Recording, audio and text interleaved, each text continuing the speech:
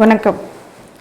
ஓம் விக்னேஸ்வராய நமக. குலதெய்வமான ஸ்ரீ பொன்னம்பல சுவாமி, ஸ்ரீ பொன்முத்து கருப்பு சுவாமி, அங்காள பரமேஸ்வரி, பப்பாத்தியம்மன் துணையுடன் இந்த நாள் இனிய நாளாக அமைய அனைவரின் அவரவர் குலதெய்வம் காத்து அருள் பாலித்து பிரம்மாண்ட வெற்றியை கொடுக்க வணங்குகின்றேன்.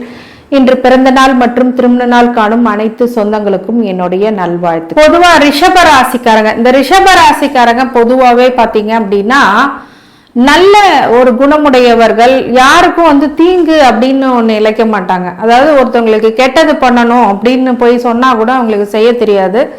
ரிஷபராசிக்காரங்க பொதுவாகவே பார்த்தீங்கன்னா அவங்களுக்கு பெரிய மைனஸ்ன்னு என்னன்னு சொல்லலாம், ஆசிலேஷன் தான். அவங்க மைண்ட் ஒரு நிலையா இருக்காது. திரும்ப திரும்ப என்ன பண்ணோம் அப்படின்னா இதை செய்யலாமா அதை செய்யலாமா, அதை பண்ணலாமா இதை பண்ணலாமான்னு பார்த்துட்டு எதையுமே பண்ண மாட்டாங்க. அது ஒரு மிகப்பெரிய பிரச்சனையா அவங்களுக்கு உருவெடுக்கும்.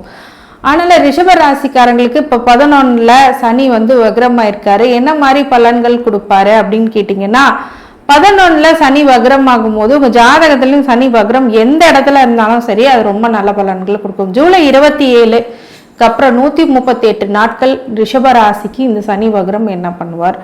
பொதுவாக ரிஷப ராசிக்கு சனி வக்ரம் நல்லது பண்ணுவாரான்னு கேட்டிங்கன்னா கண்டிப்பாக பண்ணுவார். ஆனால் ஒரு சில விஷயங்கள கவனமாக இருக்கணும். அது எந்தெந்த இடத்துல அப்படிங்கிறது தான் இந்த பதிவு.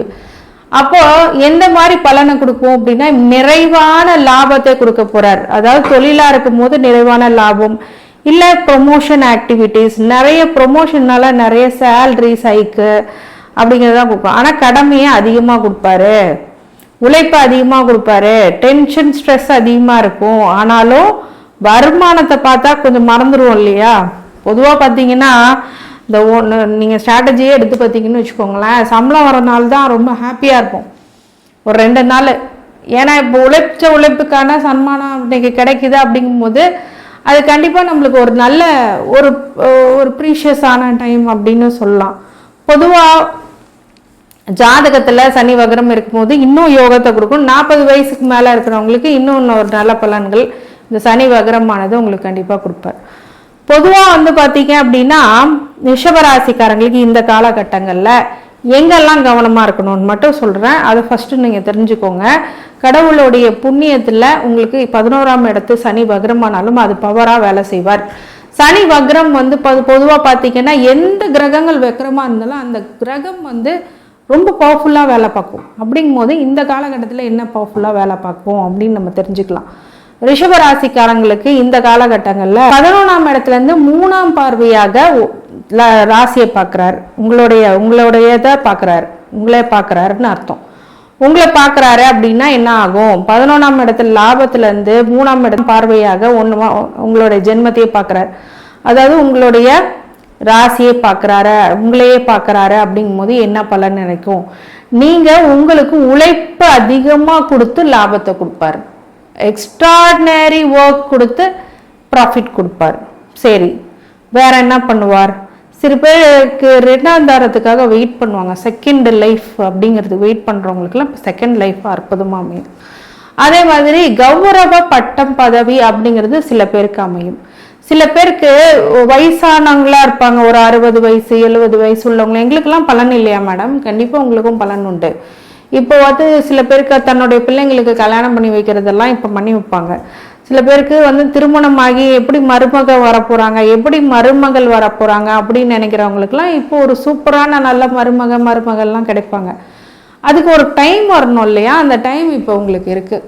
அப்போ ரிஷபராசிக்காரங்களுக்கு இந்த முக்கியமாக இந்த மாதிரி காலகட்டங்களில் மிகப்பெரிய ஒரு மாற்றங்களும் ஏற்றங்களையும் அப்படிங்கிறது கொடுக்கும் ராசிக்காரங்களுக்கு. ஆனால் ஒரு சில மன அழுத்தங்களையும் கொடுப்பார், சங்கடத்தையும் கொடுப்பார், ஏதாவது பிரச்சனையை உருவாக்கி கொடுப்பார், மனசுக்கு தொந்தரவான விஷயத்த பண்ணுவார்.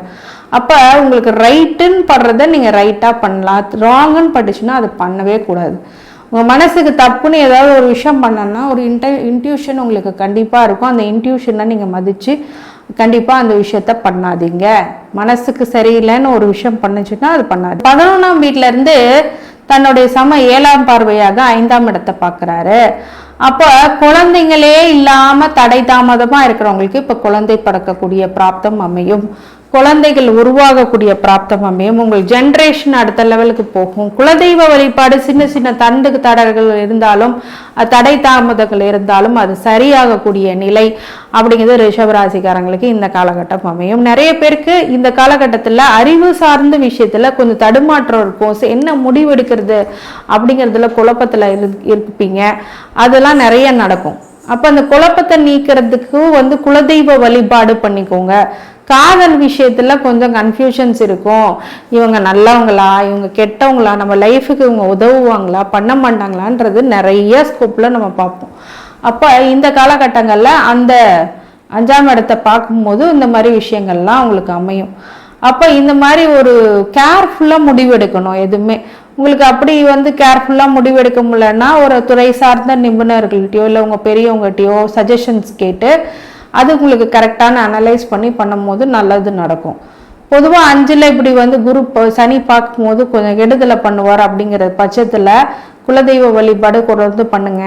அதே மாதிரி அறிவு சார்ந்த விஷயத்துல முக்கிய முடிவுகளில் கொஞ்சம் யோசிச்சு முடிவெடுங்க. தாமதமாக ஆனாலும் பரவாயில்ல, யோசிச்சு முடிவெடுங்க. அதே மாதிரி உங்களுக்கு காதலில் சொதப்புவது எப்படிங்கிற மாதிரி ஏதாவது சொதப்புவீங்க அந்த நேரத்தில். அப்போ எதுவுமே பேசாம கொஞ்சம் பொறுமையா இருந்து கரெக்டான முடிவுகளை, நியாயமான முடிவுகளை எடுக்கும் போது இந்த சனி காப்பாற்றுவார். அப்போ இந்த மாதிரி விஷயங்கள்லாம் நீங்க பண்ணிக்கணும். அப்போ ஆன்மீக ஈடுபாடு அப்படிங்கிறதும் உங்களுக்கு வரும். சரிங்களா? அப்போ பூர்வீகத்தினால சில சொத்து தகராறுகள் ஏற்படக்கூடிய வாய்ப்புகளும் இருக்கு. அப்போ இதெல்லாம் நீங்க கவனிக்கணும் ரிஷபராசிக்காரங்க. அடுத்து எந்த இடத்துல கவனமா இருக்கணும் அப்படின்னா 11ஆம் வீட்டுல இருந்து 10ஆம் பார்வையாக 8ஆம் வீட்டை பார்க்குறாரு. அப்போ என்ன பண்ணும் அப்படின்னு கேட்டிங்கன்னா, அதாவது எப்பவுமே பார்த்தீங்கன்னா 8ங்கிறது ஒரு மறைவு ஸ்தானம். சரிங்களா? 8ஆம் இடத்தை பார்க்குறாரு அப்படின்னா அசிங்க, அவமானம், சங்கடம் இதெல்லாம் ஏற்படக்கூடிய வாய்ப்பு அதிகமாக இருக்கிறதுனால பெண்கள் விஷயத்தில் ஆண்களாக இருக்கும்போது, ஆண்கள் விஷயத்தில் பெண்களாக இருக்கும்போது கொஞ்சம் கவனமாக இருக்கும். இல்லீகல் ரிலேஷன்ஷிப்னால சில பிரச்சனைகள் வரும். அது மாதிரி டிரான்சாக்ஷன், மேடம் அங்கே காசு போட்டேன், நிறைய ப்ராஃபிட் தரேன்னு சொன்னாங்க, நிறைய இன்ட்ரெஸ்ட் தராங்கன்னு சொன்னாங்க, ஆனால் நாங்கள் போய் போட்டு மாட்டிட்டோம், ஸ்பெக்குலேஷனில் மாட்டிட்டோம், இதில் மாட்டிட்டோம், ஷேர்ஸில் போய் மாட்டிட்டோம், எல்லாம் பண்ணோம். இந்த நேரத்தில் அதை பண்ணுறதுக்கு அவாய்ட் பண்ணணும். இந்த 138 நாட்கள் சனி வக்கரத்தில் நீங்கள் அவாய்ட் பண்ணிக்கணும். ஏன்னா அடுத்தது வர்றது 7.5 சனி, 11க்கு அப்புறம் 12 அப்படிங்கும் போது இன்வெஸ்ட்மெண்ட்ஸ் எல்லாம் லாங் டேர்ம், இந்த மாதிரி இன்சூரன்ஸ் எடுக்கிறது, அந்த மாதிரி விஷயங்கள்லாம் நீங்கள் பண்ணலாம். இன்சூரன்ஸ் எடுக்கிறது, கோல்டை சேர்த்து வைக்கிறது, சின்ன சின்ன விஷயங்களை பண்ணுறது, வீடு மனை வாங்குறது, இதுலெல்லாம் போகலாம். கடனில் சிக்கக்கூடாது. அதே மாதிரி கடன் ரொம்பவும் வாங்கிடக்கூடாது. அதே மாதிரி உங்களுக்கு இந்த காலகட்டங்களில் அதிகமாக யாருக்கும் பணம் கொடுத்து ஏமாறாத சூழ்நிலையை பார்த்துக்கோங்க. இந்த மாதிரி விஷயங்கள்லாம் நீங்கள் கவனமாக இருக்கணும். இப்போ 11ஆம் இடத்துலேருந்து 10ஆம் பார்வையாக 8ஆம் இடத்தை பார்க்கும்போது தொழில் வகையிலையும் டிரான்சாக்ஷனில் சில இஷ்யூஸ் வரும். நீங்கள் கவனமாக இருந்துக்கணும். சரிங்களா? அப்போ இந்த 3 இடத்துலையும் நீங்கள் ரொம்ப கவனமாக இருக்கக்கூடிய விஷயங்கள். அப்புறம் பாசிட்டிவே இல்லையா அப்படின்னு கேட்டால் ரிஷபராசிக்காரங்களுக்கு பாசிட்டிவ் இருக்குது. இது வரைக்கும் வேலை கிடைக்காம இருந்தாங்கன்னா வேலை கிடைச்சிரும். வேலை கிடைச்சி சிறப்பான ஒரு வேலையாக கிடைக்கும். அப்படி வேலை கிடைச்சிட்டு எனக்கு ரொம்ப ஒர்க் இருக்குங்க, ப்ரெஷரில் இருக்கேங்கன்னா கூட இப்போ உங்களுக்கு சூப்பரான பட்டம் பதவி இல்லாட்டி அட்லீஸ்ட் ஒரு இன்க்ரிமெண்ட்ஸ் ஆகுது கண்டிப்பாக உண்டு. அதே மாதிரி உங்களோட வளர்ச்சி growth ஸ்ட்ராட்டஜி சூப்பராக இருக்கும் இந்த காலகட்டங்களில். அதே மாதிரி நிறைய பொருளாதாரத்தில் ஈட்டக்கூடிய, வருமானத்தை ஈட்டக்கூடிய விஷயங்களும் அமையும். அதை எப்படி நீங்கள் வச்சுக்கிறீங்க, சேவிங், லாங் டேர்ம் சேவிங்ஸுங்கிறது உங்கள் கையில் தான் இருக்குது. இனிமேட்டு வர காலங்கள் நோக்கி அதை நம்ம போகிறோம். இப்போ தசாபூத்தி உங்களுக்கு ரொம்ப சாதகமாக இருந்துச்சு, யோக தசையாக நடக்குது. அது எப்படி கண்டுபிடிக்கிறது? கண்டிப்பாக உங்கள் பக்கத்தில் இருக்க ஜோதிடர்கிட்டயோ இல்லை என்னுடைய ஸ்க்ரீனில் தெரியக்கூடிய இந்த நம்பர் கால் பண்ணி நீங்கள் ஜோதிட ஆலோசனை எடுத்துக்கிட்டிங்கன்னா நான் சொல்லுவேன், இந்த இடத்துல கவனமாக இருக்கணும். தசாபூத்தி உங்களுக்கு சூப்பராக இருக்குது, உங்களுக்கு ஃபேவராக இருக்குது அப்படின்னா கண்டிப்பாக உங்களுக்கு 100% பலன் இந்த 11 சனி வக்ரம் நல்லது பண்ணும். இன்கேஸ் நீங்கள் இதெல்லாம் எடுத்துக்கல, பிரச்சனையா இருக்குன்னு நீங்கள் தோணுச்சுன்னா கண்டிப்பாக இந்த காலகட்டம் ஒரு டஃப்பான காலகட்டமாக அவயோக தசை நடந்துச்சுன்னா இருக்கும். ஏன்னா எல்லாத்துக்கும் ஒரே மாதிரி பலன் நடக்காது. அப்படி சொன்னால் அது தப்பு. கோச்சார ரீதியாக உங்களுக்கு நல்லா இருக்கு. தசாபுத்தியும் பார்க்கணும். உங்களோட ஜாதகத்தில் தசாபுத்தி யோக திசையா அவயோக திசையா அப்படிங்கிறத நீங்கள் பாருங்க. அந்த தசை நல்லா இருந்ததுன்னா 100ல் 200% சூப்பரான பலன்கள் கண்டிப்பாக உண்டு. இப்போ ரிஷபராசிக்காரங்களுக்கு அனைத்து எப்படி வழிபாடு பண்ணணும் அப்படின்னா ஒன்றுமே கிடையாது. நீங்கள் பெருமாள் வழிபாடு பண்ணலாம். மகாலட்சுமி முக்கியமாக வழிபாடு பண்ணுறது, குலதெய்வ வழிபாடு முக்கியமானது. இப்போ ரிஷபராசிக்காரங்கள் இதெல்லாம் பண்ணலாம்.